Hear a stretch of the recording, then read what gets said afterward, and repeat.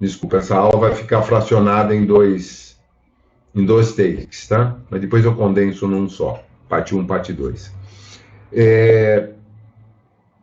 E isso, de alguma forma, nas primeiras semanas, confesso que não foi nada fácil.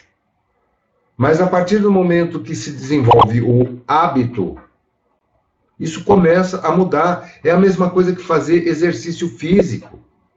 Se a gente está num período de sedentarismo longo, ou nunca fez exercício na vida, e chega uma hora que o médico, os exames, ou um susto muito grande, te obriga a praticar algum tipo de exercício, quem já passou por essa experiência, ou por vontade própria, ou por necessidade, sabe que nos primeiros dias dói pra dedéu, dói tudo, até a raiz dos cabelos dói quando você começa a fazer exercício físico. Porque o organismo não está adaptado.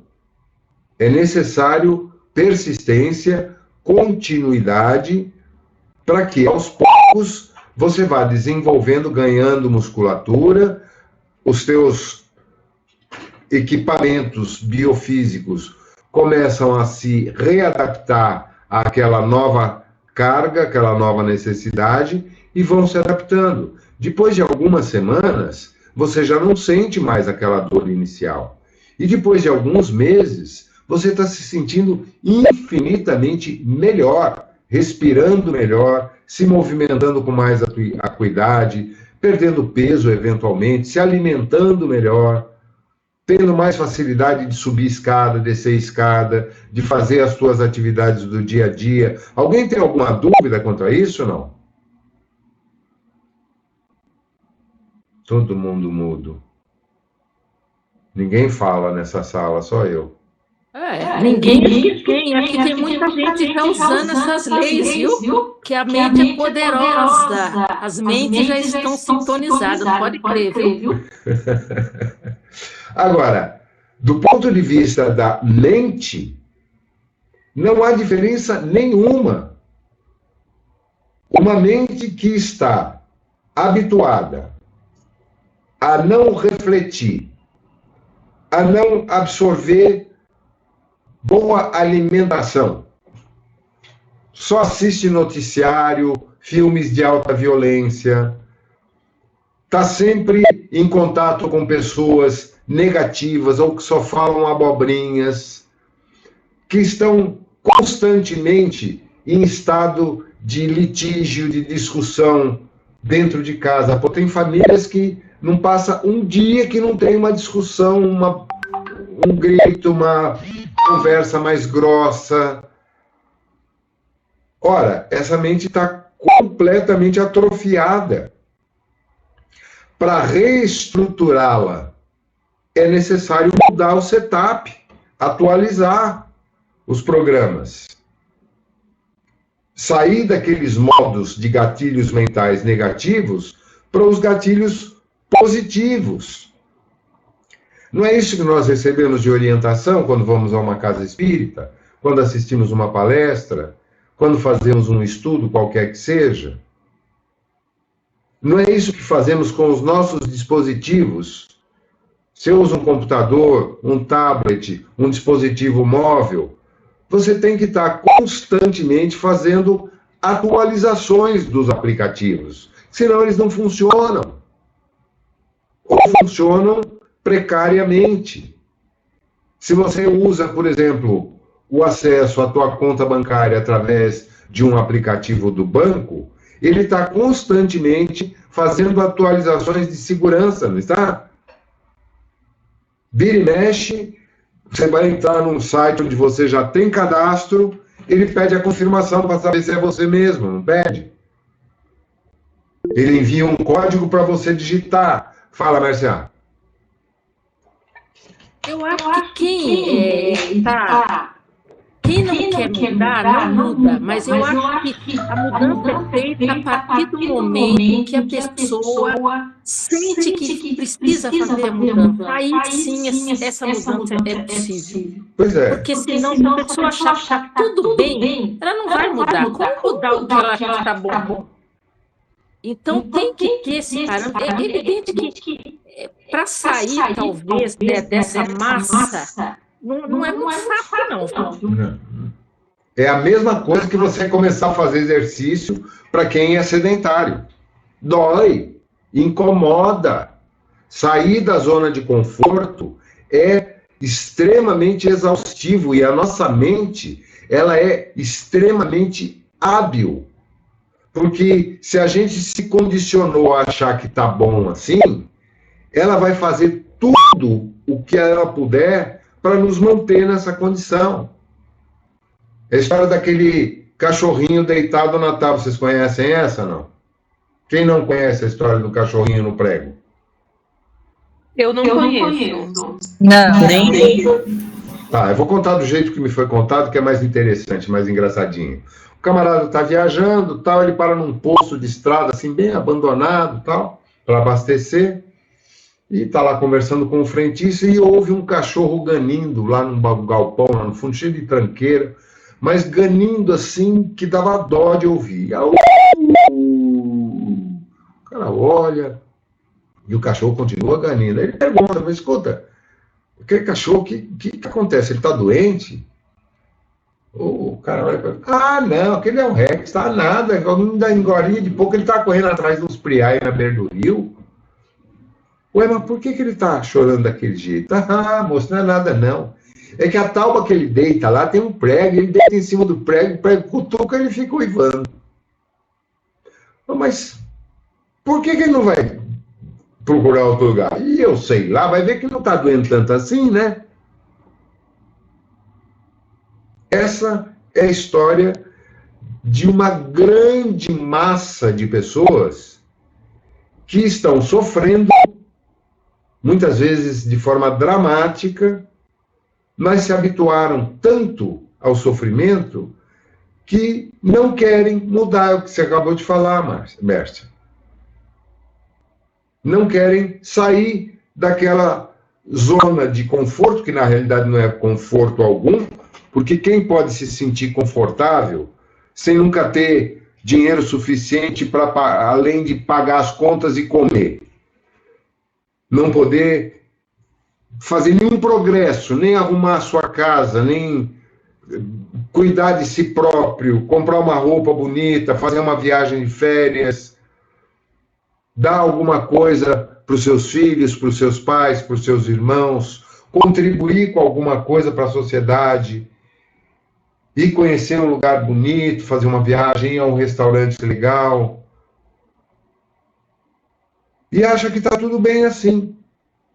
Quando muito, consegue ir lá comprar um packzinho de cerveja no final de semana, uns pedaços de carne ali no açougue que está em oferta, faz um churrasco, enche a cara de cerveja e começa tudo de novo semana que vem, tudo igual. Fala, Pedro. É aquele tal negócio, né, José? Não adianta só a pessoa, por exemplo, ter aquele pensamento positivo e fazer oração para que mude alguma coisa, mas fazendo todo dia as mesmas coisas, sempre vai ter o mesmo resultado. Não tem jeito. Conversei isso com a Melissa na segunda-feira, quando ela esteve aqui. Exatamente. É a outra historinha cômica também, o cara que sempre pedia, pai, me ajuda a ganhar na loteria e tal. Até que um dia ele ouve uma voz lá em cima dando um puta de um esporro. Pô, meu, você vai jogar ou não vai? Ele pedia, mas nem sequer comprava um bilhete ou fazia a aposta. Fala, Vanessa. Zé, não necessariamente sobre as leis, né? Mas pensando nisso que a Mércia falou, essa coisa do despertar da consciência, eu sinto que é uma coisa que também ela vai acontecendo às vezes até meio que sem você perceber, né? As pequenas atitudes que a gente normalmente tem, que a gente passa a se questionar, opiniões que no automático você daria, mas que aí você se pega refletindo aquilo. Situações que você passa e que você já iria fazer algum tipo de reclamação ou briga, e aí você repensa, Uma palavra que me acompanha já há alguns anos, que é ressignificar, né? O quanto a gente tem que ressignificar o tempo todo, né? As atitudes dos outros, a nossa atitude, o que a gente queria e que não aconteceu da forma como queria. Então, acho que isso também faz parte um pouco desse processo de conscientização, de amadurecimento. E é diário, né? É um processo diário. E principalmente ressignificação das nossas crenças. Porque muitos de nós, e eu sou um deles, fomos condicionados desde a nossa infância, aliás, principalmente na nossa infância, pelos comportamentos familiares, por aquilo que ouvíamos dos pais, dos irmãos, dos professores, dos colegas, e criamos uma imagem de nós mesmos e do mundo, e passamos a acreditar naquilo como sendo uma verdade absoluta, que muitas vezes nos diminui e nos limita. E aí a mente passa a usar toda a sua energia para confirmar aquilo que pensamos a respeito de nós mesmos. Por exemplo, alguém que na infância sempre ouvia dos pais, ou dos colegas, ou dos professores: ah, você é burro, você não aprende nada, você é um incapaz. Pode ser uma pessoa brilhante, mas ela vai passar o resto da vida fazendo tudo o que puder para confirmar que ela é realmente incompetente e burra.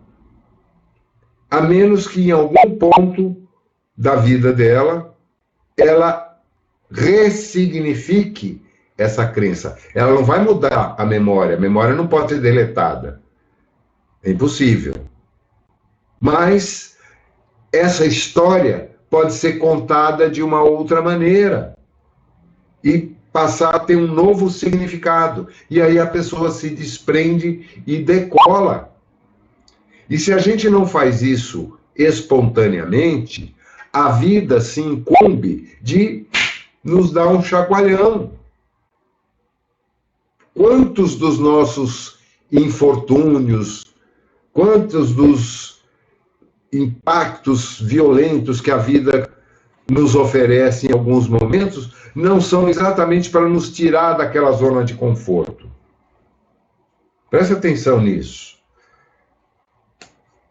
Às vezes alguma situação externa, outras vezes uma situação interna, que faça com que nós mudemos a nossa forma de pensar, sentir, agir e falar. Jesus dizia que você tem que ser quente ou frio. O que ele não suporta é o morno. O morno, ele vomita. E isso se alinha com o senso de utilidade dos japoneses. Aquilo que não tem utilidade atrofia. Tem a parábola da figueira seca. Não dá frutos, então ela vai secar. A gente não está aqui para ficar olhando passivamente as coisas acontecerem ao nosso redor e não interagir com o mundo em que vivemos, não contribuirmos com a nossa parcela de responsabilidade na transformação do mundo para algo melhor, ainda que seja desse tamanhozinho o nosso alcance, não importa. Um servente de pedreiro que tenha esse conceito, pode ser um analfabeto, que mora num barraco na favela, mas que num dado momento tem um clique e fala: não, eu vou mudar de vida, eu vou me empenhar em fazer algo melhor. Ele trabalha 12 horas ali, faz 4 horas extra por dia, para poder pagar o aluguel do barraco, a comida das crianças. Ele vai dar um jeito de estudar mais 2 horas por dia, à noite, para fazer algum tipo de aprendizado que vai permitir que ele deixe de ser servente e ganhe uma promoção.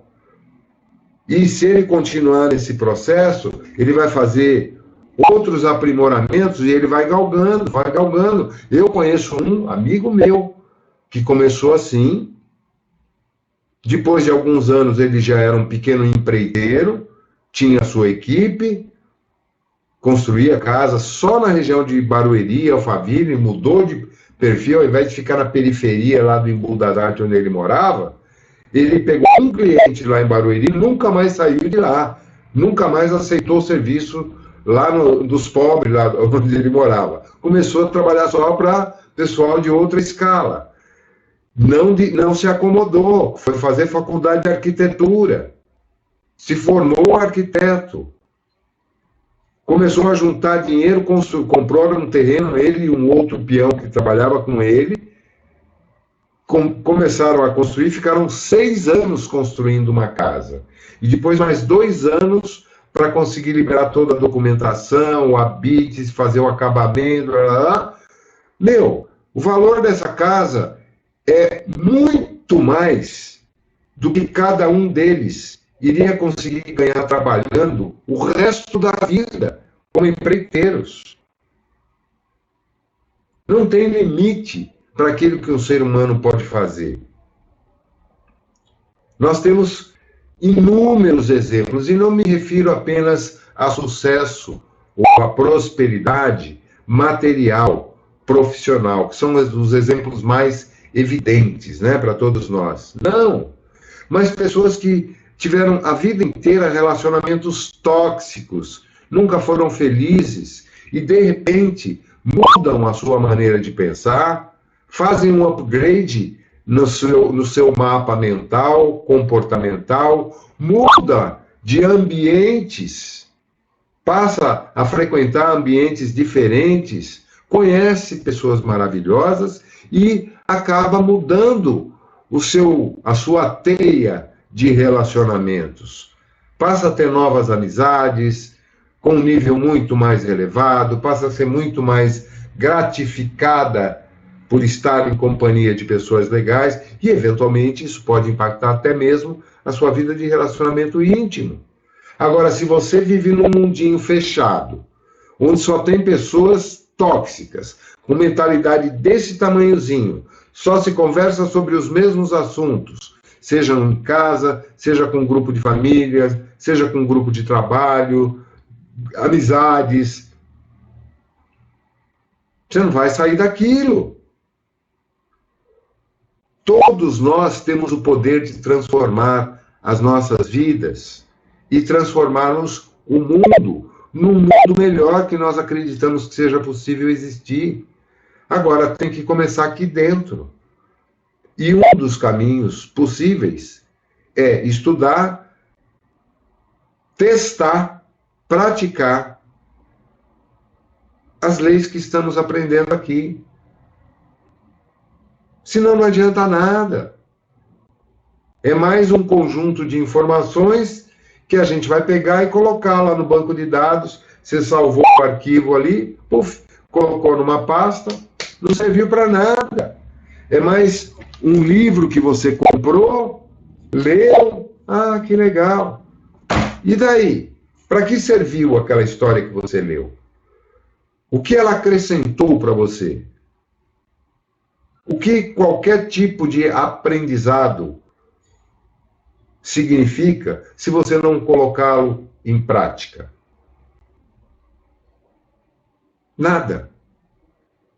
Nós não somos seres criados para vivermos na mesmice.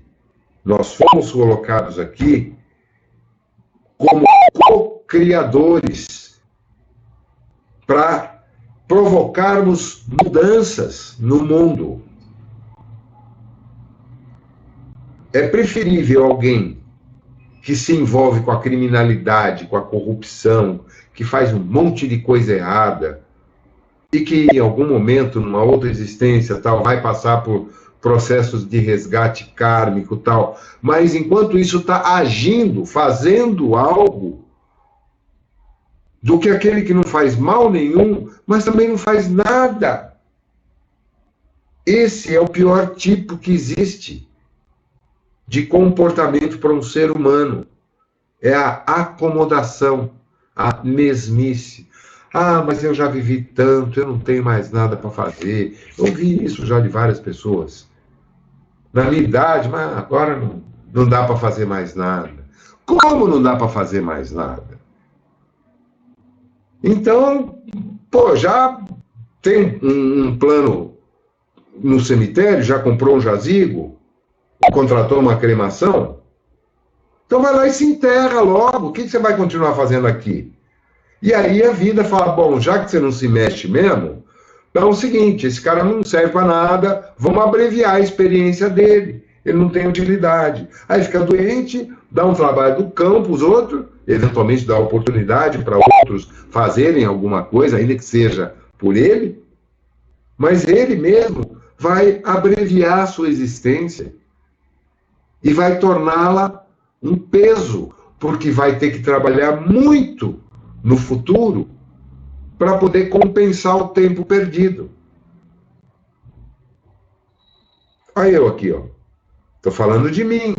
Eu perdi muito tempo na minha vida nessa situação, então eu falo de cátedra. Eu sou um exemplo concreto disso. E o quanto, a partir do momento que eu tomei a decisão de mudar, em pouquíssimo tempo, quanta coisa boa tem acontecido na minha vida. Isso é real. Eu não estou vendendo curso para vocês aqui, nem mentoria, nem coaching. Não. Eu estou compartilhando experiência. Aquilo que eu tenho feito e que tem dado certo. Aqueles que assistiram alguns dos vídeos que eu postei, tudo aquilo que eu coloco ali, não é para ganhar curtidas e likes. Nem estou monetizando o canal. Não, eu estou compartilhando o que está acontecendo na minha vida.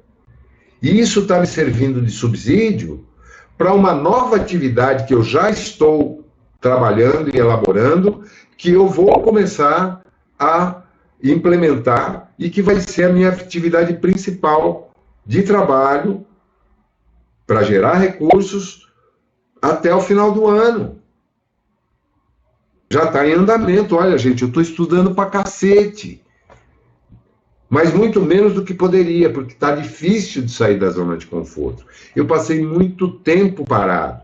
Então, eu estou naquele estágio de alguém que é sedentário e voltou a praticar exercício físico. Dói tudo. Eu fico 2 horas entre assistir um vídeo, fazer um exercício, a cabeça fica assim.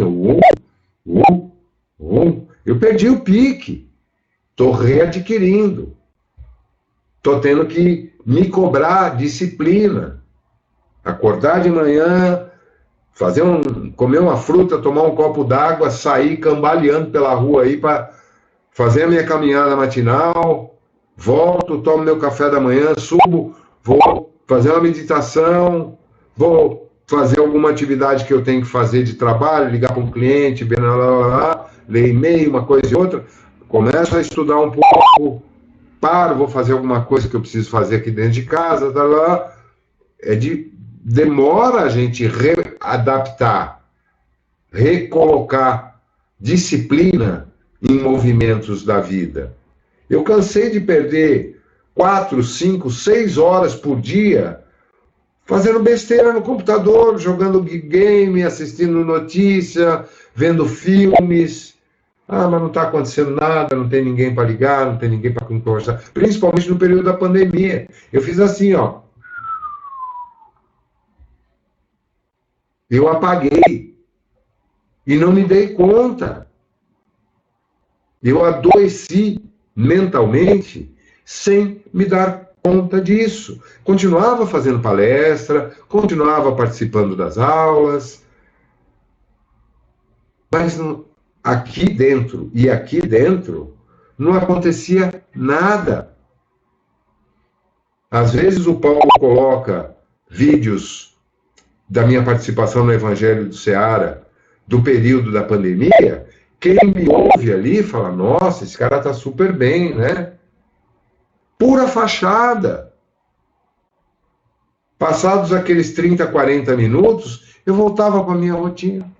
Ali eu estava no piloto automático, eu não preciso fazer esforço nenhum para falar, principalmente para falar sobre temas que eu conheço, que eu domino. Mas eu só falava e não colocava em prática, exceto alguns conceitos básicos.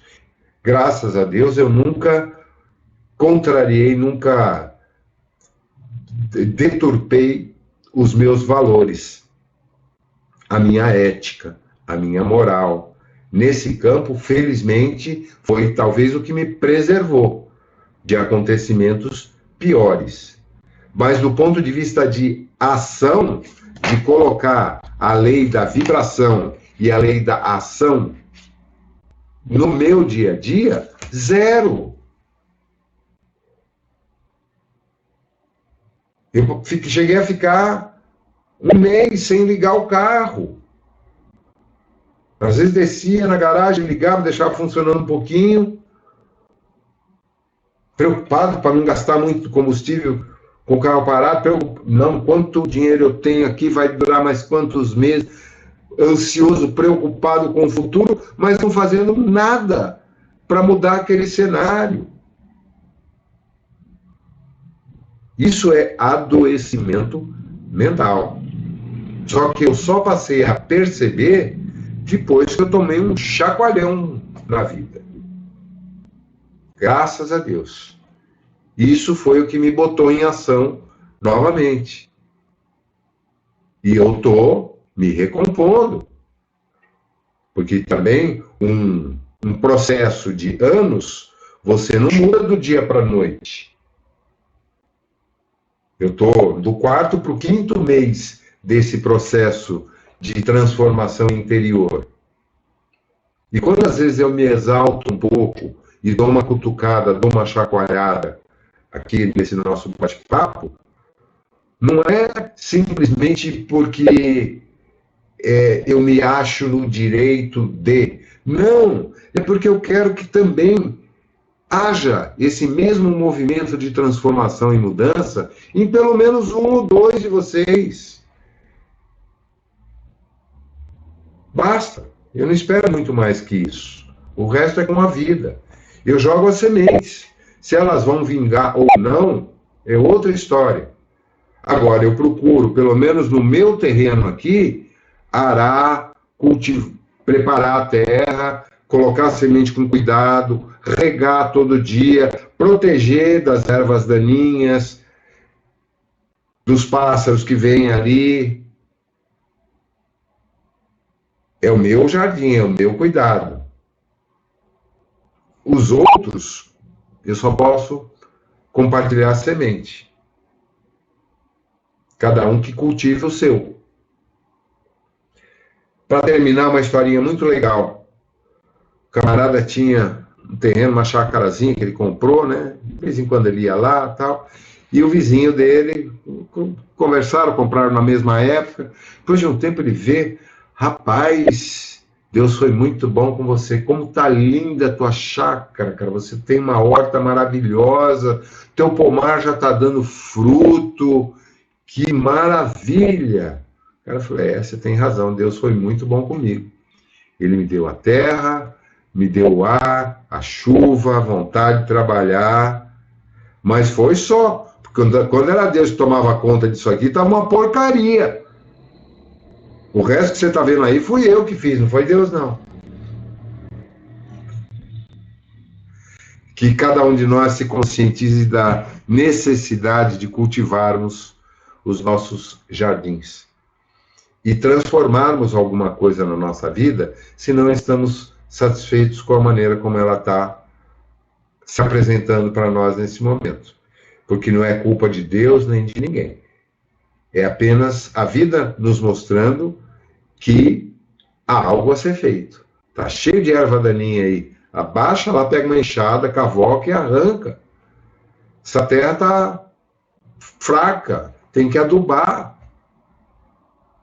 Procure boas sementes. Troca o vaso de lugar, põe no lugar onde ele pega mais sol. Então é isso, queridos. Vamos nos ver no sábado, então. Quem não vai poder ir? Horário mesmo, Zé? 10 horas. 10 horas, perfeito. Todos vão?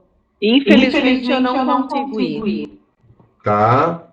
Alguém mais? Beleza. Sugestão. A gente podia levar alguma coisa para fazer um lanchinho. O que vocês acham? Ótimo. Beleza, então eu vou fazer o seguinte. Eu vou colocar no grupo, tá? Para que cada um diga o que vai poder levar, para não, de repente, aparece 5 bolos e nem um salgado, nem um sanduíche, nem um suco. Então, fazer uma listinha para a gente se coordenar, tá bom assim? Combinado. Então, tá bom. Olha a Mulher América aí sentada. A mulher... é o uniforme da Patrícia. Valeu, gente. Uma ótima noite para todos. Fiquem em paz. E vamos pedir a todos aqueles que nos orientam e nos amparam que permitam que nós usemos esse imenso potencial com o qual todos somos dotados em nosso próprio benefício, em benefício de todos aqueles que amamos e do mundo em que vivemos. Que assim seja. Graças a Deus. Boa noite. Vou tomar um sopão. Boa noite. Graças a Deus. Boa noite. Boa noite, queridos. Tchau, tchau.